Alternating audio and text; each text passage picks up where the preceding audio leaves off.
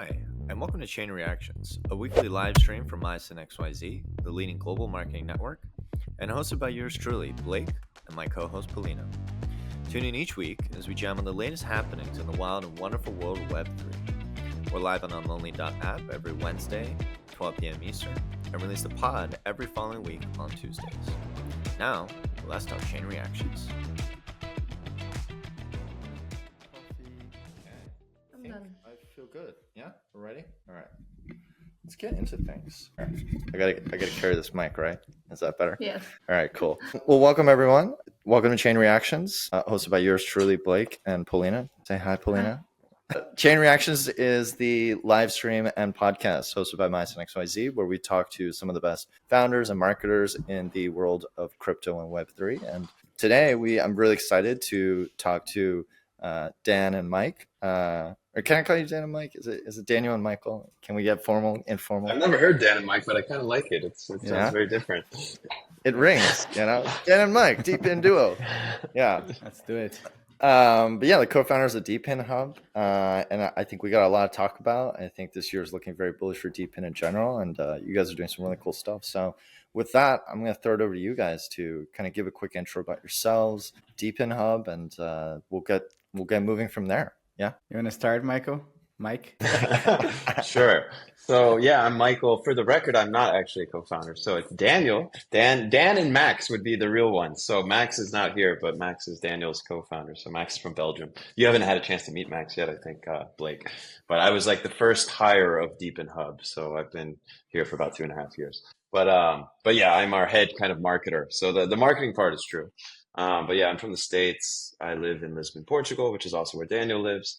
Been in Web3, playing around with Web3 a little bit since 2017, mainly just like losing money on XRP, which made me money the past year. But before that, just lost me money. But then been working in it for almost 3 years. And then I come from more of a Web2 background. So I was traditionally doing a lot of stuff around like telecom infrastructure and like helping roll out, maintain, manage cell networks, and also stuff around like electricity distribution, security, access control. So a lot of stuff that DePIN now touches on, but in a Web3 way, I was doing it in the traditional Web2 way.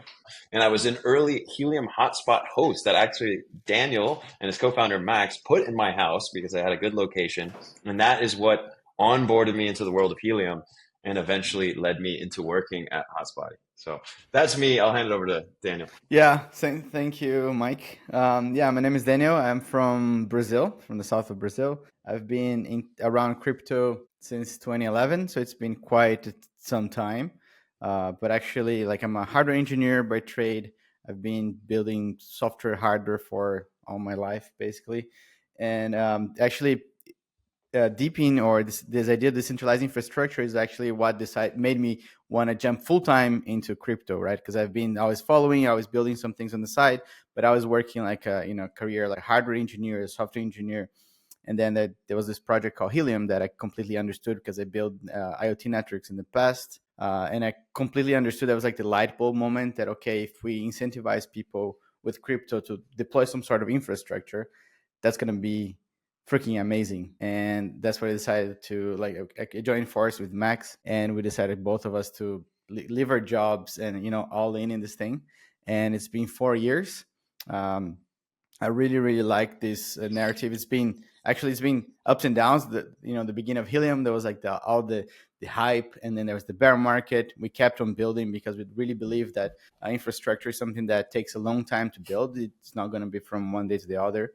I still think that even though a lot of people talk about DePIN right now, we're still years away from becoming like mainstream. But it is a narrative that can really onboard a lot of people into Web3. I like to say that DePIN is the gateway drug to Web3 because people understand. The same way that in the beginning, Airbnb or Uber was a bit weird.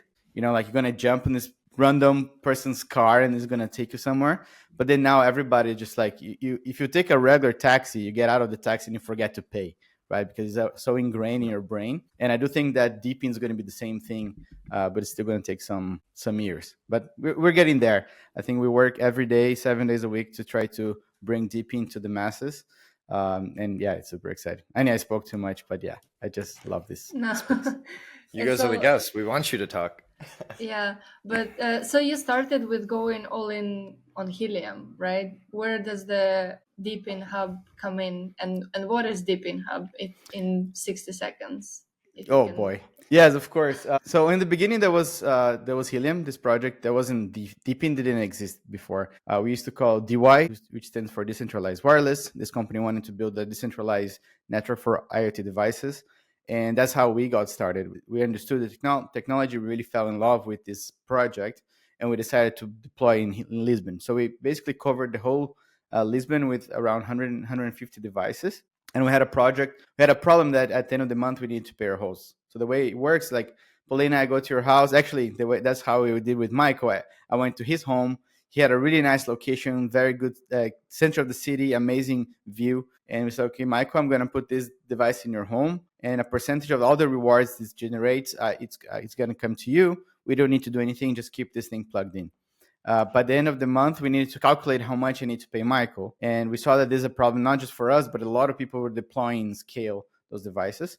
And that's where Hotspot was born. It's basically, we call it like a fleet management platform to really manage everything that is happening to your devices, to see how they're performing, how much rewards they're generating, to pay your host. We spent like 2 years building a very complete platform. And then we saw that DePIN actually start growing and growing. There's like, Hive Mapper, Demo, like the OGs DePIN projects, we say. And more projects start coming out. But then a lot of people are not very technical, right? It's like those projects are quite hard to start understanding. And actually, that's the time that Michael joined Hotspot as well. And when we started, okay, how can actually we grow the platform and not just be focused on Helium, which was like our first project, but actually how can we help the whole entire ecosystem? And with that, we decided, okay, let's start with education. Let's start building like the DeFi llama of DePIN, right? Which is, the first name was DePIN DD for due diligence, and then we changed for DePIN Hub.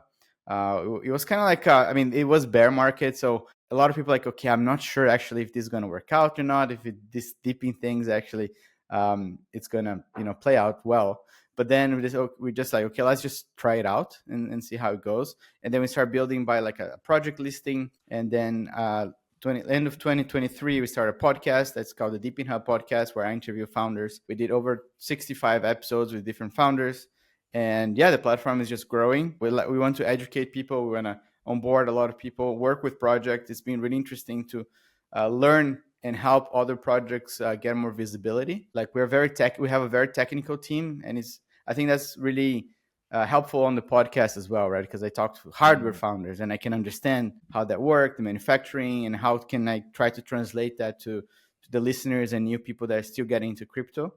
Basically, DePIN Hub, we want to be the platform that owns your experience in Web3. So you can get there, learn what's a wallet, learn what DePIN, install some projects in your computer, browser, buy some hardware, everything inside of DePIN Hub. You don't necessarily need to get out of the platform to start using and start earning some passive income. Okay, just over 60 seconds. Boom. Yeah, just so it started as like a node management platform, right? And then it transitioned into being like a hub for like an academy and research place, and where you can get educated about all the different DePIN projects that are active right now. Is that so? Yeah, exactly. So what's the main focus right now? Is it like more an educational side of this, or are you focused more on hotspot, the node? Yeah, Michael, you want to go? Or? I think you can go. I think that's a good transition to actually what we just launched, what Daniel's been working on a lot. Yeah, exactly. I mean, so let's go. No, I'm just kidding. So basically, one thing that we've been doing is that, okay, there's the whole education platform. And then one thing that we noticed throughout the end of last year is that there's a lot of projects that they're fundraising through node sales, right? So there's a way that you can actually be part of a project. One way is you buy a device and install in someone's house. And then some part of those projects need some sort of computational power to do some sort of like validation, for example. And then that's when the project actually sells nodes. And it's basically like an NFT license or a software license. Then once you have those licenses, you need to install that to start making some yield on that. The problem is that if most people are not very technical, they don't understand Linux, they don't understand servers, and you buy this license is sitting in your wallet, you can see the NFT in there, and like, oh damn, now I need to actually, just by the NFT being there, nothing's going to happen. So what we decided to do, okay, we're very technical, we understand how this works. How can we actually help our users to participate in good projects, in good DePIN projects that have node sales, and start making some passive income from that?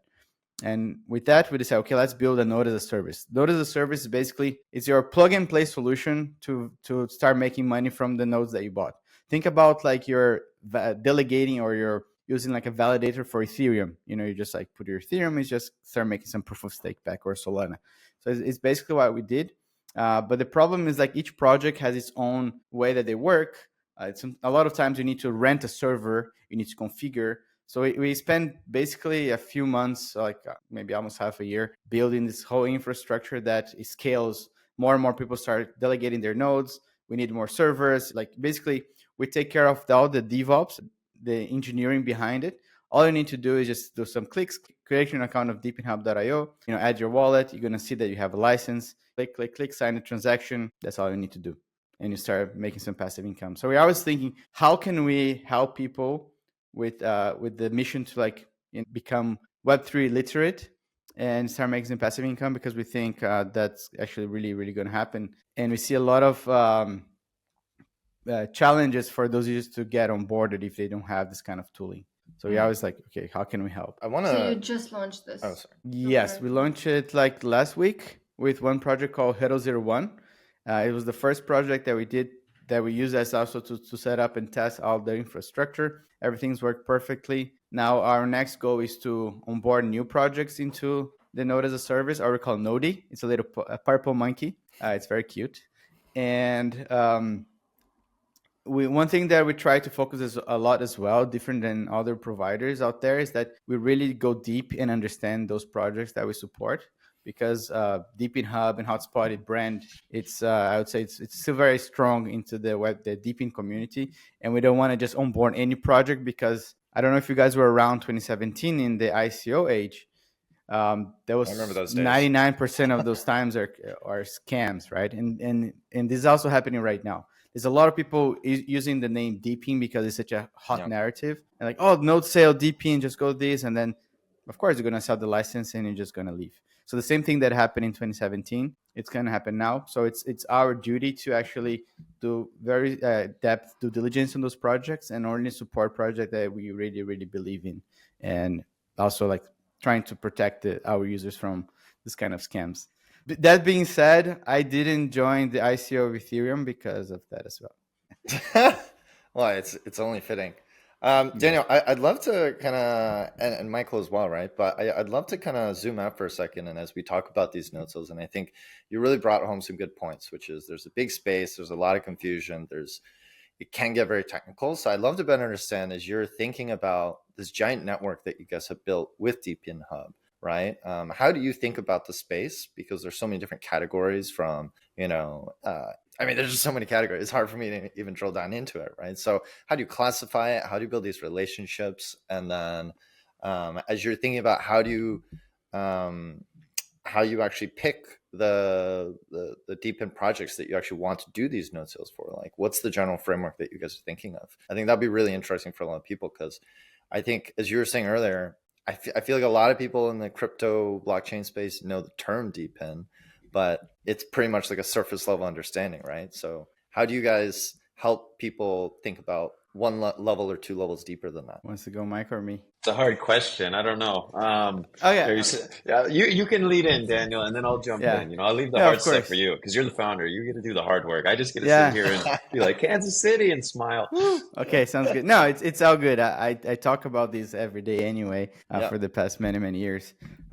I think one advantage that we have is like we understand the full stack from, like I said before, from the hardware side, from manufacturing, from blockchain, from software, from DevOps, etc. We understand the technology. We got it covered, and because we're quite early also on the Helium ecosystem, and we're very vocal. We are always like, we went to so many conferences, so very at an early age, we were also like talking to founders and getting to know the people in the space, like founders, investors, deployers, everyone. And we continue doing this throughout the last 4 years. So basically, I would say that most DePIN projects, we already talked to them. already have like a, an intro call with the founders. We had a podcast with the founder. So that put us actually in a really interesting position. We are in the middle of everything that's happening, and we get to learn, get to continue to understand what's happening. And that allow us also to learn a lot about, okay, what are good projects, what are bad projects, what are projects just trying to leverage just the hype versus project actually trying to build, like a long-term project and actually disrupt the infrastructure, because that's basically what DePIN is trying to do. Like it's like shifting in a way that instead of like one company owning the OPEX and CapEx for deploying some sort of thing, the people own it. The project's basically, just trying to facilitate and then allow those users to earn some extra income. If you're a taxi driver, there's like 5 DePINs that you can do. What are just following up on that? What are the most interesting categories for you right now? I mean, obviously there are the 2 companies that you guys are working with today, but are those the categories you're most bullish on? Are there others? I mean, there's so many categories that I think we are also interested in. Like you mentioned before, one thing that I really like about DePIN is that there's so many different categories, and each one has its own value, right? It's not just, okay, we're just working with DeFi lending, DeFi protocols, DeFi. In DePIN, you have like Hive Mapper that you're like building this Google Street View of the entire world. They mapped like I don't know, 10-20% of the whole world already. That's crazy. Then there's Helium and other like Chirp networks, for example. They're building IoT networks. There's so many. There's a lot of things on the AI narrative, right? Because graphic cards, GPUs is something that's quite hard to have access to, and it's quite expensive. So, like for example, I have like a 4090 graphic card in my office, and most of the time it's not being used. So there's this DePIN project called Nosana that I can rent the idle resources that I have. I'm like processing other people's, like Stable Diffusion images or LLMs, etc. I'm making some extra income at night. At the end of the month, it pays for my electricity bill plus, some beers and dinners, etc. Maybe if I hold this token, it can be even more. There's one that I'm really big fan right now. It's called Mawari, that they're doing augmented reality infrastructure, because that's something that like maybe even Michael can talk about. We've been doing a lot of deep research in augmented reality and in VR, XR, right? And we're extremely bullish on this. And I think that this project's been building for many, many years in stealth mode. And they realized that the only way that they actually scale this is by leveraging DePIN, people actually processing this information close from you. And you see, like Meta is like investing heavily in like the smart glasses, Google as well. I think Apple even announced something like that. They're going to move away from like the goggles into like glasses. And all these projects need something like Mawari. Maybe Michael, if you want to do like a TLDR about them as well. Okay, you can cut me off whenever, Blake or Paulina. We got you excited about. We get excited, yeah. And Daniel can go deep on any project. This is a great thing because he does the podcast. We spend so much time with all these projects that we can just like nerd out on kind of any one at any time. But yeah, Mawari is something we've been talking to them for a bit. We're pretty bullish on it. It's pretty exciting. They have a node cell coming out. We're one of their partners, kind of supporting them on the marketing and sales of that node cell as well. And again, it was we did do due diligence on them. We verified them. Actually, we have a program at DePIN Hub where we have a 20 question framework. We have projects go through. If they get 75 or more out of 100, we give them a badge, and then that badge gives them more visibility. It also helps the community identify projects that we think are higher quality, a little bit safer potentially to get involved into. So they were one of our first verified projects. And then we got kind of through that, we decided we'd get more involved also with their node sale. But it's super interesting. If you don't mind me interrupting, actually, that's really interesting. Like having this 20 question framework. I think before we go too deep into, and we will certainly, but would love to, at least for people listening, like what are some of the more important things that they should be thinking about? Because I think it only helps people to really help them to think about, hey, if I want to be successful and I want to really become investable, or I want to be able to partner with other people, here are the things I should be considering. We don't need all 20, but like of those 20, I guess, what are the most critical things that you guys are looking for, you think are important for any DePIN project to consider? Yeah, for sure. I mean, there's a lot of areas, right? So basically we touch on, I mean, we have a page, I could share it also in the chat, but we have a dedicated page on DePIN Hub where we talk about the program. But essentially we break it down into the business model and actually requiring the projects to justify why is using a DePIN model over a traditional Web 2 approach in terms of like how you actually go to market. Why is that 10x better? You know, and really making them think through the logic of like, why does this actually need to be a decentralized crowdsourced network of people that are coordinated through token incentives as opposed to just raising a bunch of money and doing it through like traditional capex. That's very important. How does that revenue eventually flow back to your community and to your token holders is also important. A lot of people haven't actually gotten that far because maybe they're not so built out yet that they have everything on chain and everything flows back. But we want to see that they're already thinking of that to ensure that the community doesn't at some point just get left behind. Also the team, it's just like, it's a lot of what we do is essentially like what you do on due diligence of any company.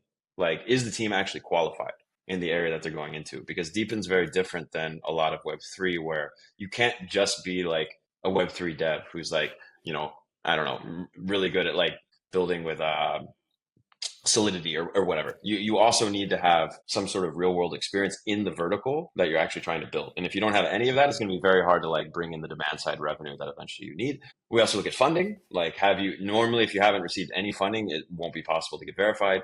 And then tokenomics, we touched on that a little bit already, but like, do you have a white paper out? What's the token distribution to your nodes? We look at everything holistically. But I would say for the community, when they're looking at the projects, like, you know, there's a few things you need to look at. Like, is the team doxed? Not every team is doxed. Like, we work with some privacy focused DePIN projects that are building like VPNs and distributed or decentralized Tor networks. And like, okay, maybe they're not doxed, but normally you want the team to be doxed. So that's number one. Number two, normally you want them to have at least closed some basic funding. Number three, you want them to have some sort of clarity around kind of the token model. And then number four, ideally, they would also have some sort of real world demand traction already, whether it's like deals closed, revenue coming in. A lot of the projects we verified are doing 7-figure real world revenue, like cash based revenue already. Some of them have closed contracts like with the US government and stuff. So that is like a major standout area. Like, if you have that coming in, my trust already just as an individual goes up like 5x, right? So and just a quick comment on it. I think that's something that's very unusual about DePIN, especially as like a category within this world of crypto, is it's not necessarily just money exchanging hands day by, you know, there's, as much as I hate to say it, there oftentimes is a real world use case, right? Where there's a lot of normies who are using these things without even knowing that crypto might be backing it. So it's just cool. Easier to onboard more users because it's easier to understand what. Is this how we onboard the next billion users? I mean, it's the same how Mike is here, right? How he came to the DePIN world. But I'm curious. So getting a verified badge is like being in the elite like group of projects on the platform. But there are also non-verified projects, right? So I imagine there is also some sort of screening process that goes behind it because you guys get a lot of inbound, I can imagine. So what is your checklist sort of for going through these inbound links and actually including them on the platform? That one's for Daniel. He's our main screener of DePIN projects. Yeah, I mean, what I usually do, I first thing I do is I jump on a short call with the project, the founders, and I just try to understand what they're doing, how they're doing, why they're doing these things, and that's just the first, let's say, filter. Because if the founders don't even want to jump on like a 15-minute call, they want to, like, it happens, right? Like, I want to get listed on DePIN Hub, but I don't want to do anything. I just, and it's okay, there's something weird here. So red flag. I mean, there's a lot of like red flags out there.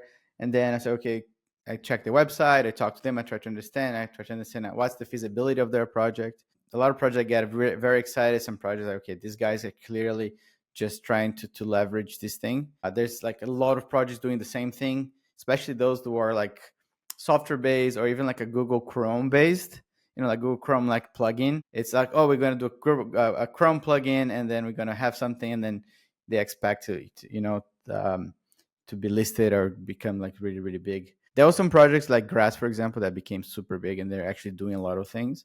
But after Grass, it's just like copycats after copycats. And okay, what is the actual value there? Can I interrupt you real quick and ask for a hot take on Grass publicly? I don't know. Are you okay with that? Yeah, I mean, I really like Andre. They've been building for 2 years, more or less, right? Like, I Actually, for the DePIN Hub podcast, I think Andre, one of the founders, was episode number 2, I think. Nice. It's been interesting to see how they pivoted, from the beginning, from like being like a proxy server, then like a scraping, and now they're doing this like data AI. They're processing, petabytes of data and then storing everything. I was reading like their blog, storing everything on like Backblaze. I think it's not. There you go. So yeah, it's very interesting, like the amount of data they're processing. They clearly start thinking big and big and big to the size of the sun combined with the universe. But I do think what they're going after it's something really interesting. Let's see how that goes. But they managed to collect millions of users because their platform was super super super easy. It's a bit, I wonder, I haven't been following too much, to be honest, what's happening right now, but I know that in the beginning they're just like a Trojan horse fork of like an open source project that could basically take over your computer. And then I hope that now things are a little bit better, but that's how it got started. But you said also that a lot of projects that come in later are copycats of other projects and things like that, but at the same time they might have been copycats, but they also can do things better in a way, like their team. Absolutely. In the back. I mean, we can have multiple projects doing similar things, right? Like look for example, data storage. It's one. There's a lot of different projects. There's like Storage that's been, I don't know, for many years, and there's a lot of different ones taking different take. There's like DNAT on Peak, and there's like Genesis on Solana.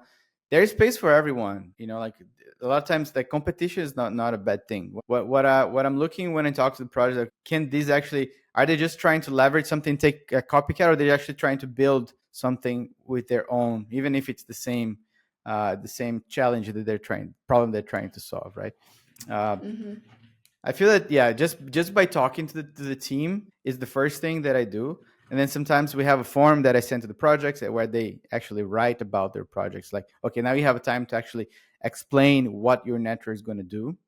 And a lot of projects do very good job on that, because we need to actually understand that and then present on DePIN Hub to our audience. But a lot of times, like not a lot of times, like a few times, the projects that don't get listed are projects that they're clearly like really half-assed, just like put like 3 sentences and like they don't really care. If you don't really care about actually trying to explain what you're trying to do, either there's something weird there or you just don't want to be listed anyway. I feel like it's the same thing with job applications. When you put a tweet out or something and then a person comes back to you with yo something like this, but I would imagine it would be a form first for initial screening and then a call, sort of like, I imagine when you go for a call from the get-go, you must have had a few weird experiences or interesting calls. But I would say that more often than not, I really enjoy talking to the people, right? Like most of the people, they're really trying to build something different, and actually, it's just DePIN is really hard. It's it involves so many different layers. The stack of building different project, the crypto side of things, it should be just a small piece of it. It's the incentive layer. Actually, what you're trying to do is build something that has real world value, that actually is gonna bring money into crypto and not the other way around. So it's not that hard. I mean, I feel like you built this DePIN Hub as it's a marketing channel for DePIN projects to get the word out there to an audience that's already sort of familiar with what DePIN is and get the initial traction. You also have a newsletter. I believe it's quite big. Yes, Michael's baby. Oh, is it? So how has it been growing, a newsletter and an engaged audience in a space that's so small on its own, and even a smaller space with people who are deep in maxis? Oh, we're trying to grow it, Paulina. That's the goal. So it's becoming bigger, slowly but surely. I mean, there's probably bigger newsletters in DePIN for specific projects, like, maybe with Helium and Grass and all of this. But in terms of a project agnostic newsletter that, is not directly aligned with any specific project, I believe we're the biggest. And it actually used to be bigger. We were at like 230 something thousand like a year ago, but we decided anyone who wasn't highly engaged, who hadn't opened an email in the past 90 days, we actually removed just to keep the engagement level high. So we have quite good open rates. We have close to 50% open rates when we send out our newsletter. But yeah, I mean, it's tricky, right? Because the balance is that, as you can see just from talking to Daniel, like Daniel has a really technical background that covers many aspects, right? That goes from like hardware engineering and actually understanding how to like put together a PCB, that goes to like managing a blockchain and also software development and like all these different things. So for him, it's kind of easy in a way to piece it all together. But if you don't come from this like holistic of a technical background, it could be overwhelming, right? And then some people are just like, hey, how do I make some quick, easy money? I'm just looking for some passive income. Some people are really nerding out on the tech side, like, oh, I'm super intrigued by how this is like innovating on the traditional model of like how GPUs process AI workloads. And then other people are somewhere in the middle. And so you have to kind of like curate the content to be interesting to all these different types without necessarily losing them. And so we have debated, maybe we need two different versions of the newsletter. Maybe we need like a normie kind of newbie thing and then like a more professional thing. But then that becomes like really time consuming. So we've sort of like found a middle ground that I think works pretty well. People seem to like it, but it's not easy.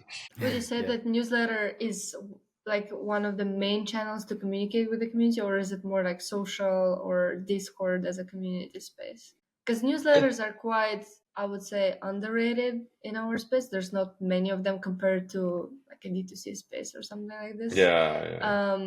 And they're not big if they are. So this one is actually a pretty big deal, I would say. Almost 140K engaged users. So, you know, at the same time, I wonder, what would you attribute, like what channels do you use to grow the audience right now? What do you find most success with the newsletter and generally like the user base for DePIN Hub? I mean, it depends, right? We had a quite active many years ago hotspotty Discord server that was focused on Helium, right? But that was when Helium, like HNT, was much higher value. It was a super hot project and it was very, very active. Over time, it sort of like trickled down, right? Because, you know, the price of the token went down and things kind of changed and whatever. So we just actually spun up recently, just a few months ago, a DePIN Hub Discord server. So a new Discord server. It's not super big right now. I think it's like 700-800 people. But our goal is to grow it and grow it and grow it. And we're going to be doing a lot of stuff around the node offerings and like running the nodes there. We'll do giveaways. We'll have different ways that you can sort of earn. You can get different roles. You can get badges, et cetera, et cetera. So we're going to kind of grow out the gamification there. But traditionally, we've done most of our marketing in a little bit of an old school way through the newsletter and then obviously on X as well.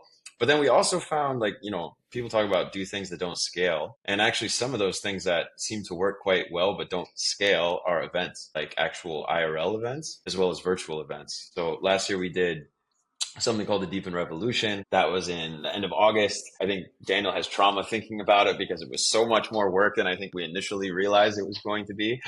But we put on a 3-day virtual DePIN event. It was the biggest one ever in DePIN. We had 38 speakers, mainly founders, some VCs, and some experts like some big KOLs and stuff. 2,000, almost 600 people attended. And that was quite good. And then we also just did some normal meetups where we had interesting speakers and drinks and like music afterwards. And I still get people a year later that went to some of those meetups we organized. They were like, man, that was a great meetup. You should do that more. And like, because of that, I got into DePIN and then I shared it with some friends. And you're like, wow, okay, that actually did have a ripple effect. So I think it's a bit of everything. Like the one area that we're not probably active enough in that we probably should are some of like the more hacky kind of gamified ways of building a community, such as like Telegram mini apps and things like that. We've kind of looked at doing that, but we're so focused on building our core tech that we didn't want to get too sidetracked building all these little like kind of growth marketing things. But we should probably focus a little bit more there. And just now we started, so you guys can check it out. It's DePIN Hub Interns, I believe, is the handle. We just launched our TikTok and Instagram, and it's going to be a lot of really interesting, quite funny content that our interns are going to be putting out on that. We're going out to Web 2. We're going out to TikTok. Is that the? That's right. We got it. That's our whole thing. We're trying to onboard the next 100 million people into crypto through DePIN. So yeah, we're going to all those channels. Yeah, it's not going to be through Twitter that you're going to onboard new people, right? Yeah. Actually, on that, I just while I'm thinking about it, I was recently I was at the Emergence conference in December in Prague, and I met Alex and Evan from the Rise Up Morning Show on TikTok. we'll love to connect you guys because their audience is quite literally, I think, the people you're going after, because they are trying to onboard a lot more normies into crypto through TikTok and Reels, and they have a pretty decent following. So we'll love to connect you guys. Maybe you guys can hop on their show and continue to just spread the good gospel about DePIN. Absolutely. Yeah, really please cool. do it. I hope they're young, you know, because I'm 40 now. I'm too damn old for TikTok. So, you know, I need to find, you know, all the Gen Z, Y, Alpha, whatever it's called now, that's like hanging out there, because like our own staff is telling me stuff and they're like, Michael, we should be doing this. And I'm like, I don't even know what that means. Skibbity Riz, Ohio. And you're like, what? Yeah, everyone's talking about the Riz and the this and the that. And I'm like, man, I don't even know the slang anymore. Yes, I feel old as well. Did you plan to do TikTok, or you got like a creator who's solely focused on that? See, Pauline's already calling me old. No, we have a team. They're in their 20s. They're in their 20s. We have the teens doing that. Yeah, we're curious to understand this TikTok nonsense. I think TikTok is just a lot of experimentation at the end of the day, to be honest. Like sometimes it takes multiple accounts even to just like start from scratch and test out different it's scrappy in the beginning to get like to find the spots, but once you found it, it's easily scalable. Like it can take, you know, up to 100 videos for one to hit, and then it's a snowball effect. So don't give up. Never. Okay, so I think we should keep moving along here, but I kind of want to actually circle back to one of the things we were talking about earlier, which I think, Michael, you were telling us about that Japanese project, which was quite interesting, because I think the natural next question that at least I'm always curious about is, you guys are deep in the space. You guys are looking at 50 billion different DePIN projects every day. Clearly, there's a reason you guys are working with them. So I want to hear more. What is it that excites you about these guys? What's coming up the pipe? Yeah, tell us more. Here, I'll start, and then Daniel, feel free to add on.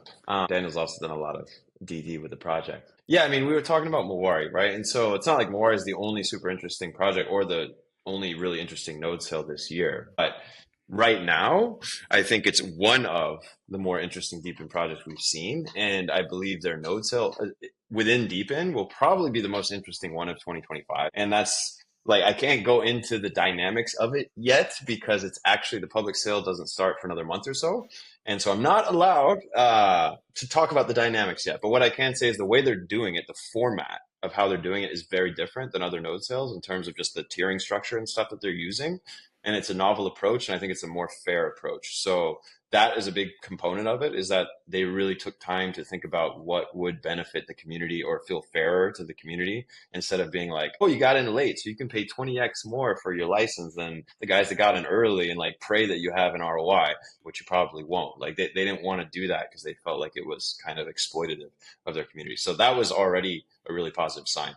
But the project itself is interesting because the demand for compute for mixed reality content is set to, so this comes from different research from, professional agencies or, analysts. It's on average, they say it's going to need to increase by 1000x in the next 5 years, because it just like nothing's designed to handle this. Like if you have one screen, like if you think of 4K, that's already like a lot of bandwidth you need for your one screen. But now imagine if you're rendering that in all these different directions. It's like you have 100 screens now, all at the same time.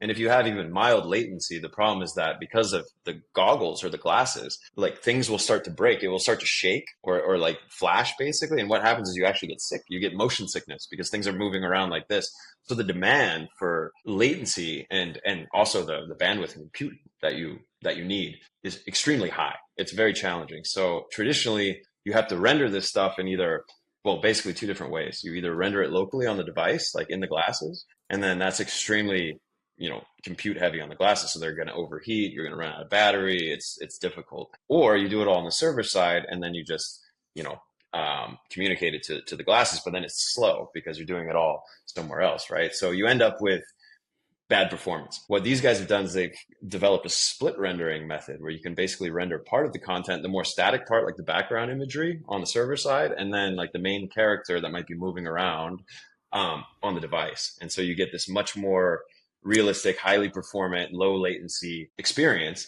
And on top of that, they have their own compression algorithms that are patented. And it's supposed to provide an 80% reduction in bandwidth. When you think about that, you're like, okay, these guys got patented tech in an industry that's supposed to grow by basically 1000x. in the next 5 years. Meta's dropping like $100 billion into XR glasses. And on top of that, all this AI agent stuff that's been sort of like driving this bull run, at least in the past couple of months, most people think it's going to move into the 3D realm. Like it's going to leave the 2D screen so you can actually see the agents moving around and talking to them. And Mawari believes that they can power a lot of that content. So if you think about it like that, you're like, man, this is almost like a chance to score on like Netflix. If I could own like a little percentage of the streaming revenue of Netflix, but instead of it being like Netflix streams, just for the record, like close to 200 billion hours a year. Now imagine that times like 100 because it's mixed reality content and you're getting a portion of that. It's pretty cool. So we're quite bullish on it. That's why we chose to partner with them. But it's again not the only great project out there. There's lots. That's just one that's very top of mind. Yeah, no, exactly. I think what happened to me is that once I started learning more about Mawari, I started digging more into augmented reality, and it seems that it's really hard to see that right now. But I believe that in the future we won't have screens anymore.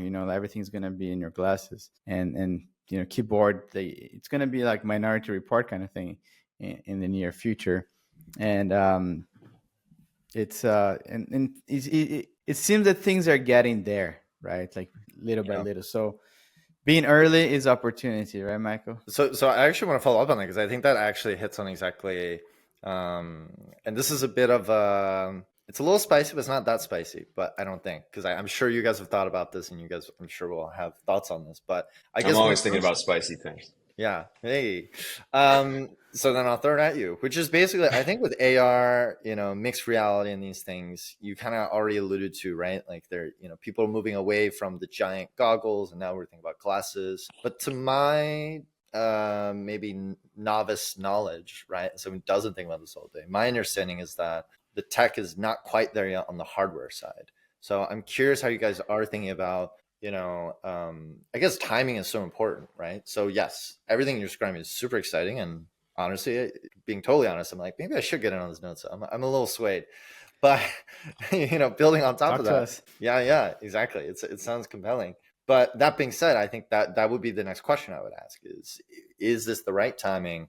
How do we feel about the hardware catching up to, driving that use case that will rely on Mawari and, all that stuff later on. So curious to get your guys' hot take on that. Daniel, do you want to take that one? Yeah. You want to get spicy? Yeah, let's get spicy. So I think it's like you need to have the foresight to understand this technology, right? So if you're not, it's kind of like, there's a new article like, oh, internet just like a temporary excitement that's going to die soon.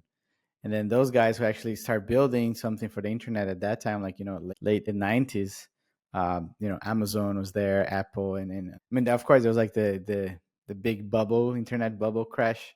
But if you were early at that time, most likely you did pretty well right now. So what I would tell people is just do some research about this whole technology, not just necessarily Mawari, but understand augmented reality. How do you personally believe that this thing is going to play out? It's definitely a bet, right? Like maybe in 5 years, Elon Musk comes and actually, in a glass, you just need like something in your brain. Therefore, you don't need to like the rendering.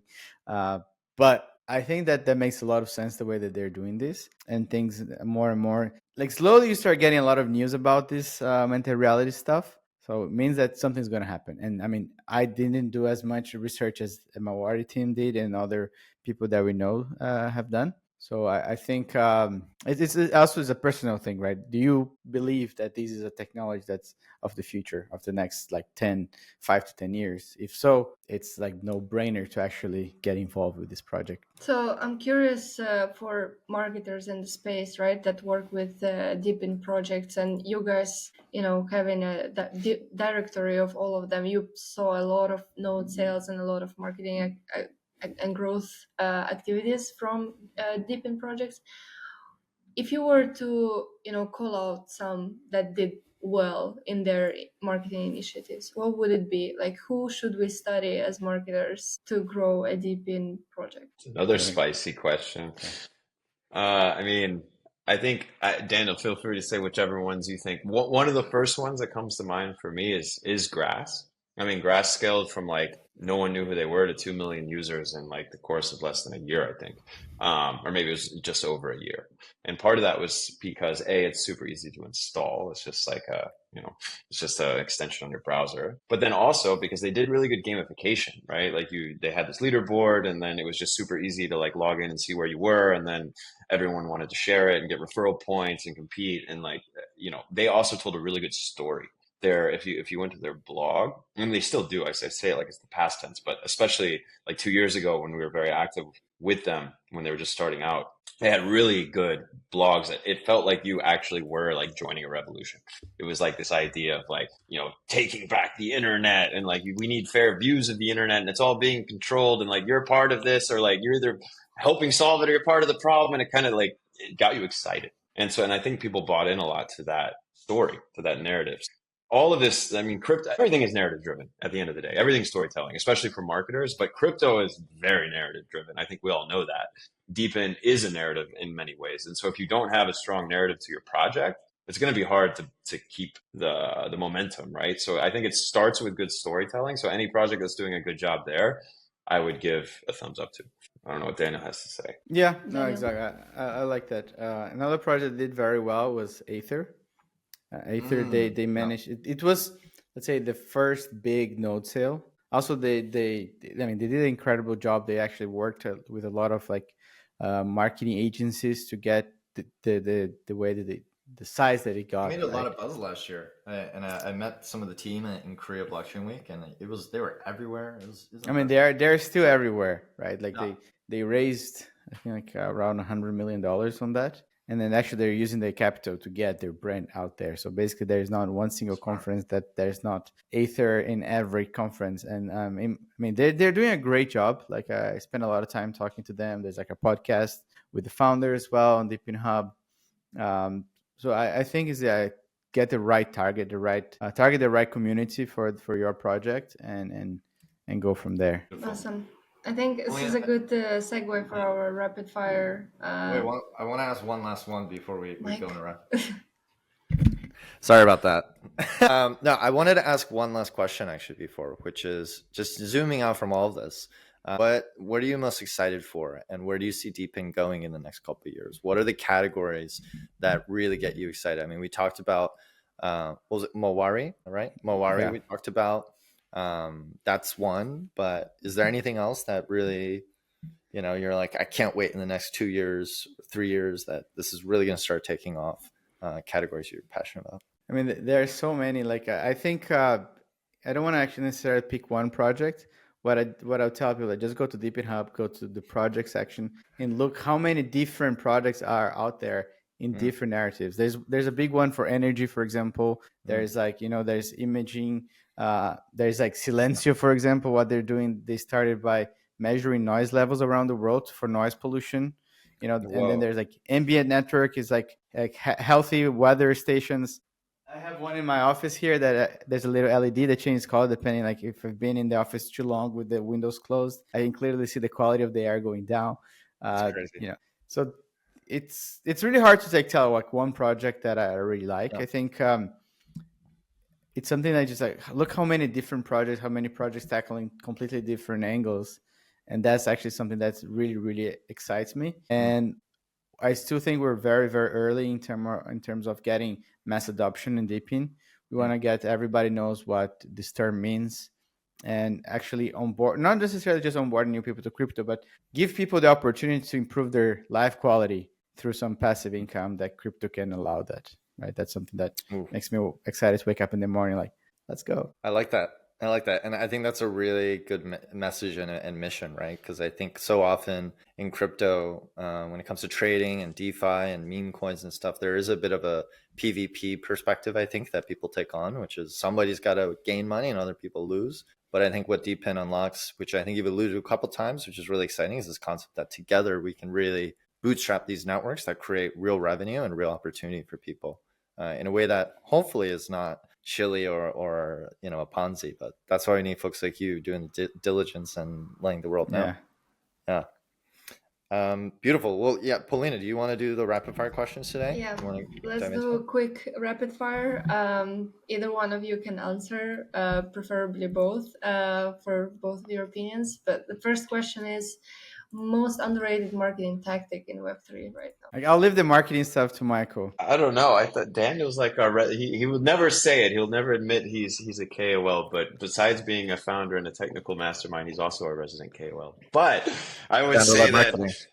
Yeah, I would say, to be honest, like there's many techniques, but a lot of them are like I'm not big marketing. The thing I don't like about marketing is it's very ephemeral. Like it's like whatever's trendy is what everyone goes. But the thing is like things that last and really generate value over time and like meaningful companies don't jump on trends. Like they don't spend all their time chasing trends. They have their thing, they generate value, they stick to it. And so there's a lot of like, oh, this thing's hot now, we're gonna do this, we're gonna like, I don't know, do a Galaxy campaign. Okay, now we have our Telegram mini app, now we're gonna do like I don't know, this giveaway on X. Now we're going to create like an AI agent. Now, like to me, I think the one thing that always stays true is partner based initiatives, meaning where you can create synergies across partners, across other crypto projects, and then you can leverage their communities. They can leverage your communities. We're literally doing it now. Like we have our community here. You guys have your community here.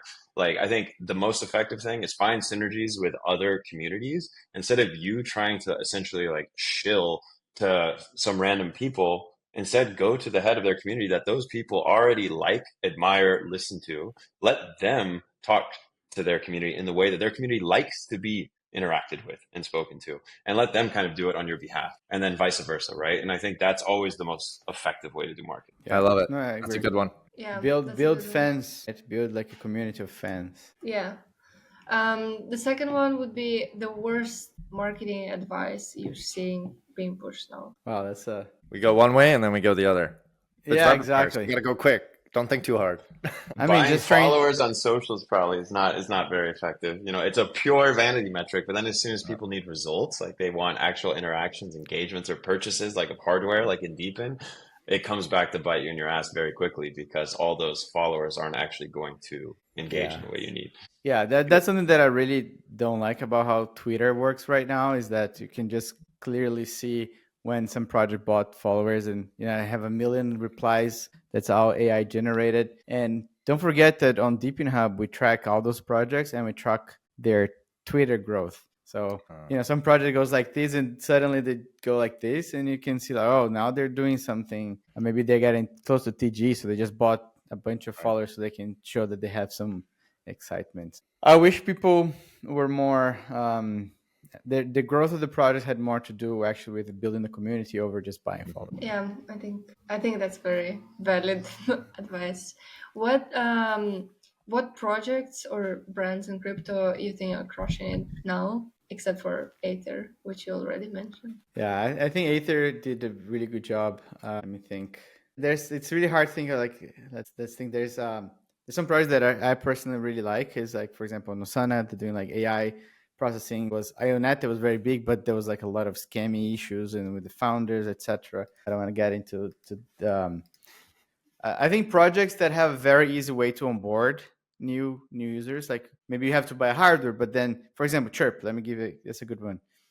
Chirp, do you have like very expensive IoT hardware that you put, like an antenna, but then they actually build like a little mobile app that you can just start tracking, like Wi-Fi networks, Bluetooth devices, trying to map the world in terms of wireless connectivity. And there's a really great, easy way for people to get onboarded, and then they can jump later on to, actually buying the hardware, deploying the network.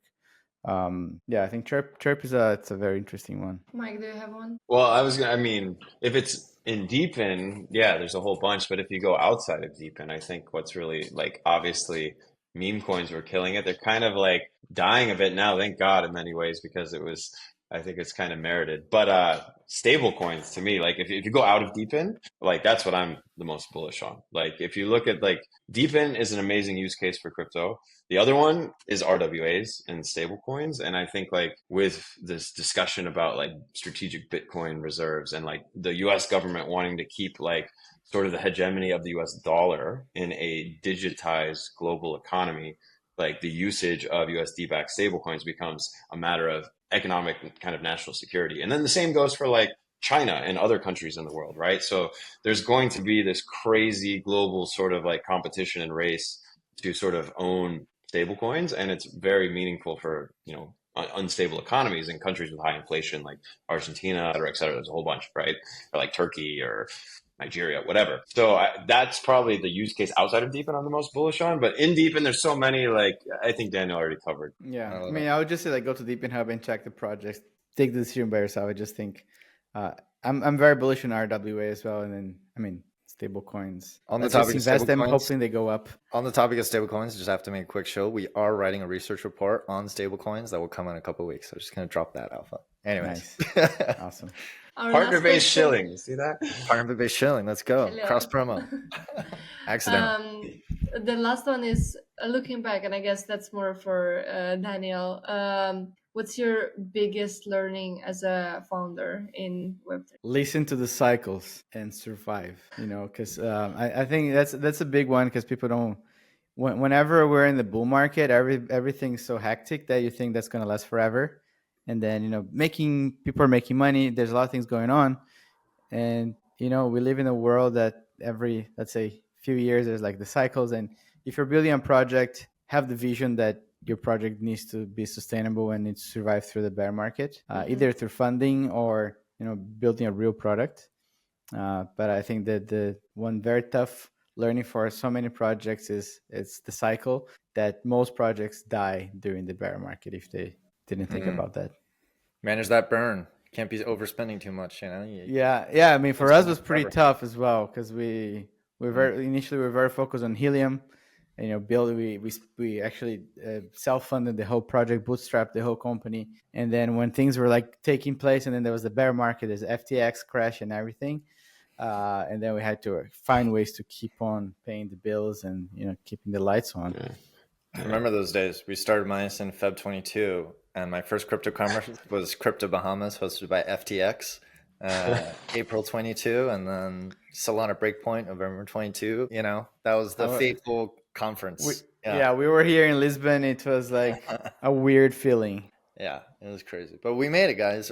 We made it. Yeah, we made it this far. So I think we made it this far. Yeah, and soon we'll all be on the moon. Hopefully, Valhalla. Valhalla. Valhalla. Let's get there. Perfect. Well, I think that's pretty much it. Paulina, anything else? You feel good? Yeah. So with that, I think the only thing left actually is a quick show from you guys. What do you want listeners, whether it's the live stream, whether it's the podcast afterwards, or anyone else, Yeah, I mean, tune in. Yeah, I would just tell people to go to deepinhub.io and make sure to or /nodes to understand more about the nodes as a service project that we're building right now.